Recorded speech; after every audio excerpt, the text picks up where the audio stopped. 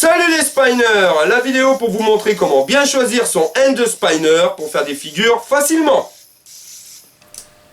Alors une petite chose à savoir, c'est qu'on aurait tendance à choisir son end spinner par rapport au coloris, par rapport au design. Donc oui, on peut le choisir par rapport à ça, mais il est super important de le choisir surtout par rapport à la taille, parce que c'est la taille de votre main qui va définir la taille de votre end spinner. C'est-à-dire que là, vous avez des end spinners qui sont de taille normale, et vous avez vu, il existe des end spinners avec une taille légèrement plus petite. Et bien tout dépend de la taille de votre main. C'est-à-dire que si vous avez une main comme moi, une main de déménageur, en sachant que le end spinner, il ne faudra pas le rattraper si vous voulez faire des figures, le passer d'une main à l'autre, il ne faudra pas le rattraper comme ceci, parce que si vous le rattrapez comme ceci, vous avez beaucoup de chances de faire toucher votre end spinner dans les doigts et automatiquement de le bloquer ou de le prendre dans la tête.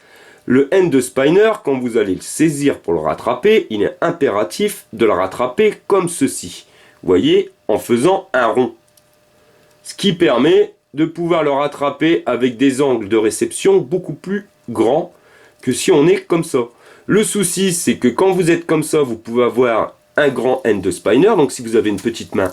Par contre, si vous commencez à vous mettre en rond, là, le end spinner a des chances de toucher. Donc si vous avez des mains, si vous voyez que vous ne pouvez pas pincer votre end spinner de telle manière à le faire circuler librement quand vous le réceptionnez en rond, eh bien prenez une taille plus petite, tout simplement.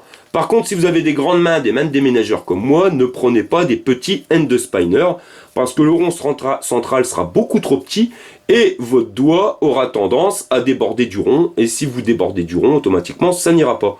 Parce que je le répète, il faut absolument faire un rond pour pouvoir rattraper votre end spinner, ce qui évitera automatiquement de venir toucher les côtés et de louper la réception. Mais ça, on fera directement un tuto dessus sur comment réceptionner un end spinner. Ensuite, vous avez différentes tailles de ronds, c'est-à-dire que là, vous avez des ronds qui vont être incurvés, voyez, au milieu bien incrustés, par rapport à certains ronds centraux, qui eux vont être plats. Donc là, tout dépend de vos doigts. Ça dépend si vous avez des gros doigts ou des petits doigts. Vous voyez, moi, vaut mieux préférer des gros plateaux bien plats. Pourquoi? Parce qu'avec mes gros doigts, ça ira automatiquement mieux. Pour quelqu'un qui a des doigts fins, beaucoup plus petits, mieux réceptionner ça. C'est-à-dire que vous arriverez mieux à le faire tenir sur votre doigt en équilibre que si vous avez un plateau plat. Vous voyez, tout simplement. Donc tout dépend de la taille de votre doigt, de votre morphologie. Donc on peut choisir un end spinner par rapport à son coloris, mais choisissez sa taille et la forme du rond central par rapport à votre main. Voilà les spinners, on se retrouve bientôt pour un prochain tuto sur les figures.